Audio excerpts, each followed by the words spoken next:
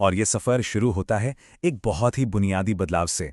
एक ऐसा बदलाव जहां फोकस मार्केट के चार्ट से हटकर मन के अंदर के मैप पर आ जाता है। देखिए, ज्यादातर ट्रेडर्स को यही लगता है कि वो बाजार के उतार चढ़ाव से लड़ रहे हैं, लेकिन सच तो ये है कि असली शोर बाजार में नहीं, मन के अंदर है। डर, लालच, उम्मीद, ये वो असली जंग है जो हर ट्रेडर लड़ रहा है। तो सवाल ये उठता है कि आखिर कंसिस्टेंसी यानी स्थिरता मिलेगी कैसे? और इसका जवाब किसी नई स्ट्रैटेजी में नहीं, बल्कि एक बिल्कुल नई मेंटल स्टेट, एक नई मानसिक स्थिति में छिपा है। यहां पर सबसे जरूरी बात यह है, चार्ट पर क्या दिख रहा है वो तो है ही, लेकिन उससे भी ज्यादा जरूरी यह है कि एक ट्रेडर उस चार्ट को देख कैसे रहा है। नजरिया ही सब कुछ है। चलिए अब उस चक्रव्यूह को समझते हैं जिसमें अक्सर नए ट्रेडर्स फंस जाते हैं। ये है भावनाओं का, इमोशंस का एक ऐसा रोलर कोस्टर जिसमें बस रिएक्शंस ही रिएक्शंस होते हैं। और ये स्लाइड दो अलग अलग मानसिकता को बहुत खूबसूरती से दिखाती है। एक तरफ है वो ट्रेडर जो डर और लालच की गाड़ी में बस एक सवारी है, और दूसरी तरफ वो जो ड्राइवर सीट पर बैठा है, जिसके हाथ में कंट्रोल है। और इस तरह से लगातार रिएक्ट करते रहने का नतीजा सिर्फ स्ट्रेस नहीं होता, ये धीरे धीरे सही फैसले लेने की काबिलियत को ही खत्म कर देता है। मन थक जाता है, फैसले कमजोर हो जाते हैं। तो यहां आकर एक बहुत जरूरी सवाल खुद से पूछने की जरूरत पड़ती है। आखिर ट्रेडिंग कर कौन रहा है? एक इंसान या उसके अंदर का डर और लालच?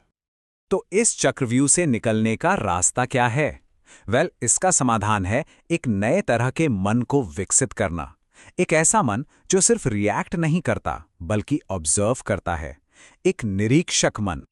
देखिए, हम सभी के अंदर ये दो मन होते हैं। एक है रिएक्टिव माइंड, जो बाजार के हर उतार चढ़ाव पर तुरंत रिएक्ट करता है, और दूसरा है ऑब्जर्वर माइंड, जो शांति से देखता है कि अंदर क्या हो रहा है। कंसिस्टेंसी की चाबी इसी ऑब्जर्वर माइंड को जगाने और मजबूत बनाने में है। और यहां एक बात साफ समझनी होगी, मकसद इमोशंस को खत्म करना बिल्कुल नहीं है, वो तो हो भी नहीं सकता। असली गोल है उनके कंट्रोल से बाहर आना। ये ऐसा है जैसे समुद्र की लहरों को रोकने की कोशिश न करना, बल्कि उन पर सर्फ करना सीख लेना। तो सवाल यह है कि इस ऑब्जर्वर माइंड को, इस निरीक्षक मन को बनाया कैसे जाता है? इसके लिए एक बहुत ही क्लियर 4 स्टेप का फ्रेमवर्क है। पहला कदम अवेयरनेस यानी जागरूकता, ये पहचानना कि ट्रेड के दौरान मन में क्या चल रहा है।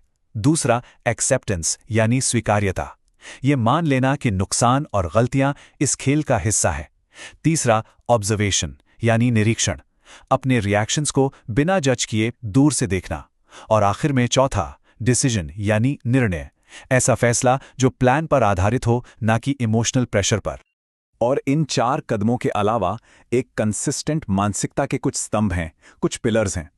जैसे कि आउटकम से ज्यादा प्रोसेस पर फोकस करना, चीजों को सिंपल रखना, और यह समझना कि हर एक ट्रेड बस एक डेटा पॉइंट है, इससे ज्यादा कुछ नहीं।